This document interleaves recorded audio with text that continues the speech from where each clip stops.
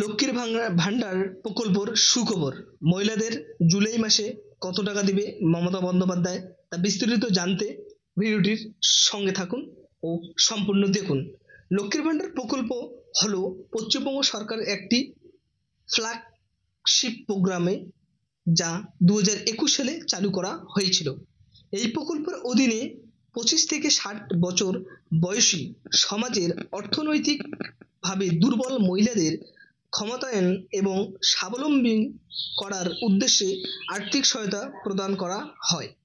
এই প্রকল্পের অধীনে SC/ST পরিবারের মহিলাদের প্রতি মাসে 1200 টাকা এবং অন্য প্রতি মাসে 1000 টাকা সরাসরি তাদের ব্যাংক অ্যাকাউন্টে প্রদান করা হয়ে থাকে রাজ্য সরকারের তরফ থেকে।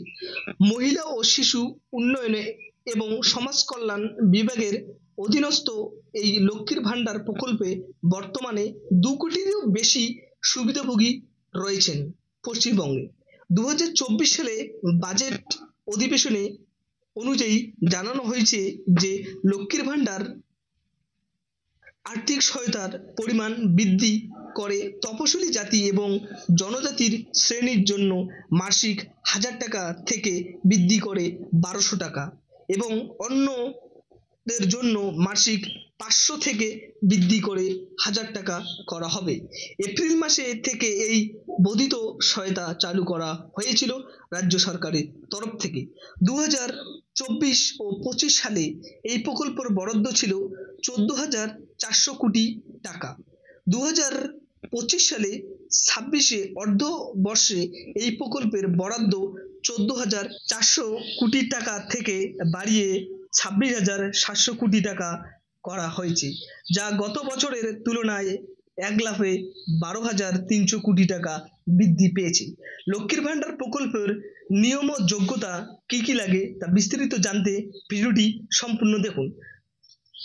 তো বন্ধুরা, পশ্চিমবঙ্গের স্থায়ী বাসিন্দা হতে হবে ও মহিলাদের বয়স 25 থেকে 60 বছরের মধ্যে হতে হবে।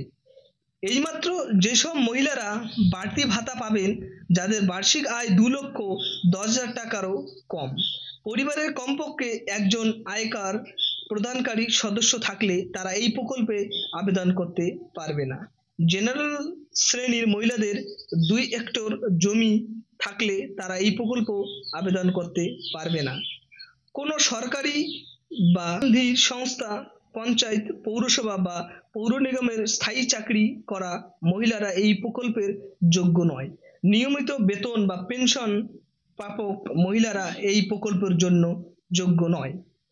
তো বন্ধুরা, শুনতে পাচ্ছেন কারা যোগ্য কারা অযোগ্য। ও ব্যাংক অ্যাকাউন্টের শুধু মাত্র আবেদনকারী মহিলারা একক অ্যাকাউন্ট হবে। সুবিধাভোগী আধার নম্বরটি ব্যাংক অ্যাকাউন্টের সঙ্গে যুক্ত থাকতে হবে এবং সরকারি অনুদান সরাসরি সেই ব্যাংক অ্যাকাউন্টে জমা হবে রাজ্য সরকারের তরফ থেকে। তো বন্ধুরা, লক্ষ্মীর ভান্ডারে প্রয়োজনীয় নথিপত্র কি কি লাগবে? লক্ষ্মীর ভান্ডারের প্রকল্পের আবেদনের জন্য স্বাক্ষরিত আবেদনপত্রের সাথে নিম্নলিখিত নথিপত্রগুলি ফটোকপি প্রয়োজন, যার সাথে আধার কার্ড, স্বাস্থ্য সাথী কার্ড, SC/ST সার্টিফিকেট যদি প্রযোজ্য হয়, ব্যাংকের পাসবুক ফটোকপি যেখানে আধার নম্বর, ব্যাংকের ঠিকানা, IFSC কোড সম্পূর্ণ আবেদন করলে এগুলো দরকার। লক্ষ্মীর ভান্ডারের নতুন আপডেট 2025 সালে মুখ্যমন্ত্রী মমতা বন্দ্যোপাধ্যায় কি বলল জানতে বিস্তারিত ভিডিওটি সঙ্গে থাকুন। তো বন্ধুরা, পশ্চিমবঙ্গ সরকারের লক্ষ্মীর ভান্ডার প্রকল্পের সাম্প্রতিক আপডেট অনুযায়ী 2024 সালের নভেম্বর মাসে মুখ্যমন্ত্রী মমতা বন্দ্যোপাধ্যায় ঘোষণা করেছেন এই প্রকল্পের আওতায় আরও 5 লক্ষ মহিলাকে অন্তর্ভুক্ত করা হবে। এর ফলে বর্তমান 2.2 কোটি মহিলারা পাশাপাশি অতিরিক্ত 5 লক্ষ মহিলা এই আর্থিক সহায়তা পাবেন।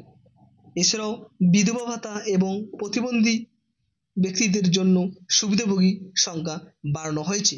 তো বন্ধুরা, জুলাই মাসে লক্ষ্মীর ভান্ডার প্রথম সপ্তাহে ঢুকবে আপনাদের ব্যাংক অ্যাকাউন্টে সরাসরি। পশ্চিমবঙ্গ সরকার আপনাদের ব্যাংক অ্যাকাউন্টে সরাসরি ক্রেডিট করবেন। তো বন্ধুরা, ভিডিওটি ভালো লাগলে লাইক ও সাবস্ক্রাইব করবেন। ধন্যবাদ বাংলা অনলাইন এডুকেশনের চ্যানেলের